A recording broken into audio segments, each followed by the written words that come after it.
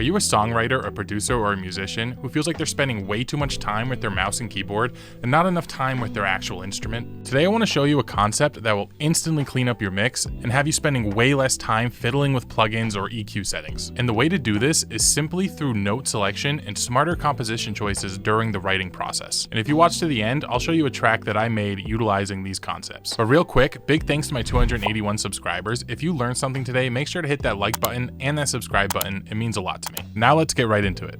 When you first learn an instrument like guitar or piano, you almost always start off by learning these beautiful, open, full voice chords.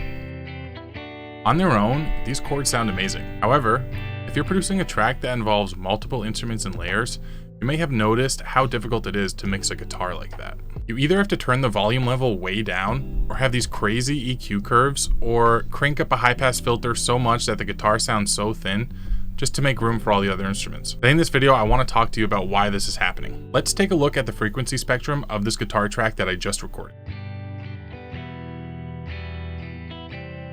Notice how the information being produced ranges from the bassy low end all the way up to the sparkly high end. More importantly, take a look at all those peaks. Some of those are what's called the fundamental frequency, and others are what's called harmonics or overtones. If this is new to you, I'm going to quickly summarize what that is. So let's review some of the basics. Sound is created through vibrations. The slower something vibrates, the lower the pitch, and the faster something vibrates, the higher the pitch. The speed of these vibrations is measured in hertz. 1 hertz is equal to 1 of these wave oscillations per second. That's why each note on the keyboard is assigned a specific frequency. If you've ever used a graphic EQ, you may have noticed a piano roll at the bottom, and that's just to help indicate which note is assigned to which frequency. So if I play the open D string on my guitar, this is what it looks like on the frequency spectrum. You can see right around 148 hertz is where the fundamental frequency is. And if you pull up the keyboard, you'll see that's right on D3. If you Google frequency of musical notes, you'll be able to find charts like this which tell you which note is associated with which frequency. And I know this is the fundamental frequency because it's the lowest prominent peak. All these other peaks are just harmonics that are stacking on top of that one.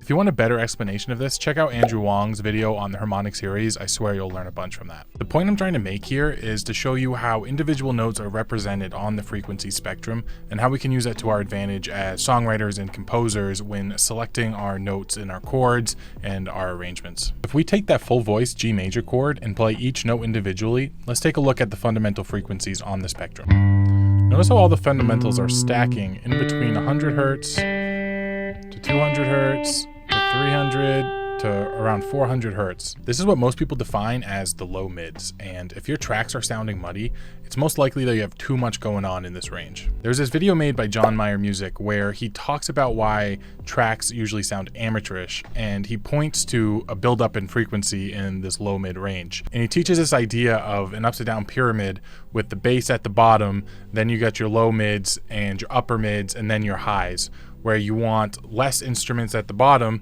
and then you build up your layers as you move up your frequency range. Do yourself a favor and go watch that video. And if you go to Google Images and just look up music mixing guide, you'll see a lot of tools that kind of iterate this point. So I pulled this one up just so you guys can see, and notice how it has an upside down pyramid look, where at the bottom, the only instruments is going to be your bass and then your kick. And as you go up the frequency spectrum, you slowly get to add more width and more instruments to it. This is just illustrating that point that less is more when it comes to these frequency ranges because it gets really muddy real fast, and that harmonic information builds up really quick. So I want to show you how I've started using this information in a practical way.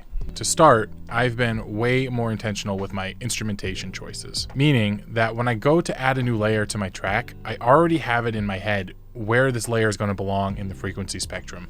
Do I need to add more bass? Do I need to add more low end? Am I going to need to add more mids or upper mids? It's definitely more of a mindset change to have more intention with your musical decisions and knowing how to write a part that's going to fill a space that needs to be filled, how to find that missing piece and put it in the puzzle. So one way I've approached this is taking those big full voice chords and splitting them up into smaller sections, or even visualizing my fretboard into separate zones from, like I said, the low mids to the mids to the highs. And this stuff doesn't have to be exact. Sometimes I'll split my fretboard into just two zones, you know, the low end for the rhythm, and then I'll save the upper space for the lead. The biggest takeaway here is just awareness when composing. Is the part you're writing staying in its sonic lane and doing the job that it's intended to do, and not getting in the way of the components that you've already written or plan on writing. I briefly want to show you this clip of one of my favorite guitar players, Cory Wong. He did this video with Sweetwater describing the mistakes that many rhythm guitar players make and how to fix them. He's talking about how instead of playing a thick G7 bar chord and jamming on it, how you can break that down into less notes and make it sound better. So that same exact sort of thing, if I just whittled it down to these 3 notes, I could do this. I could just do 2 notes like this. Now the rhythmic value is the exact same. The harmonic information, I'm just giving less of it because I'm creating room for what would potentially be a keyboard, a horn section, a bass player's playing the root note, so I don't really have to play that low. And what it ends up doing is it creates a lot more space in an arrangement. Definitely go watch that video. There is a lot of great insight there. Also, all the videos I'm referencing today, all those links are in the description for you. So next I want to teach you this concept that I picked up while learning jazz guitar.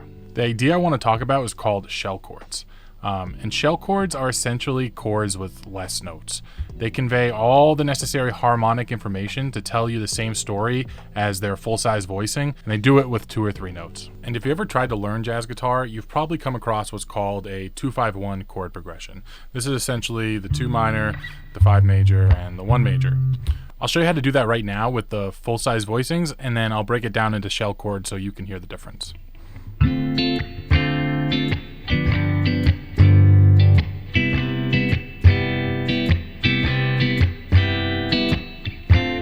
So let's go ahead and break down that first chord, the D minor 7. You got your root, you got your 5th, you got your minor 7, you got your 3rd, and you got your 5th again. So to turn this into a shell chord, we're actually going to drop all the unnecessary harmonic information. So all the octaves, we can just get rid of that.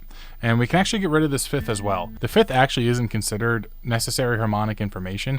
I believe that has to do with the Harmonic Series, but for now, just know that it's not needed. So the only notes we actually need when building shell chords is the root and the 3rd. So the 3rd's going to tell you whether it's major or minor. So if you have the minor 3rd like this, or you can go up to the major 3rd.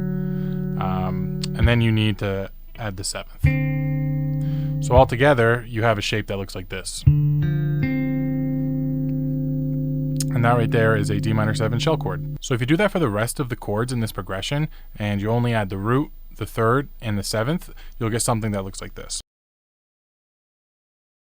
So I'm going to play this progression 2 more times. The first time I'm going to do the full voice chords that I used earlier, and the second time I'm going to use the shell chords, and I want you to hear the difference.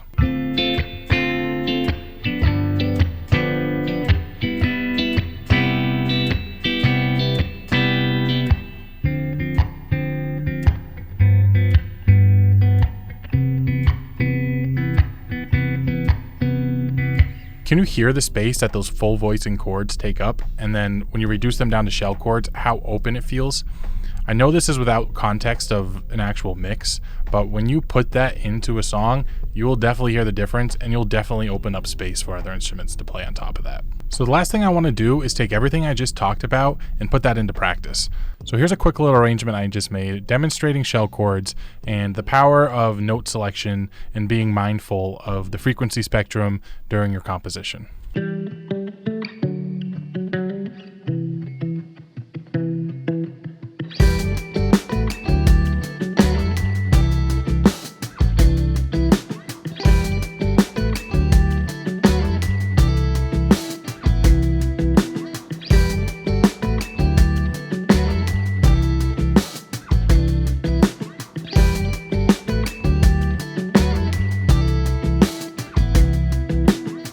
it this far, I just want to say thank you. Hopefully I compiled all this information in a useful manner and gave you enough resources that you can go and research further if you want to. If you notice that I got something wrong or if I misspoke somewhere along the video, please correct me in the comments. Lastly, if you could do me a huge favor and hit that like button and hit that subscribe button, it really gives me a huge boost of motivation to keep making these videos. That is all for now. Thanks for stopping by, and I hope you have a great rest of your day.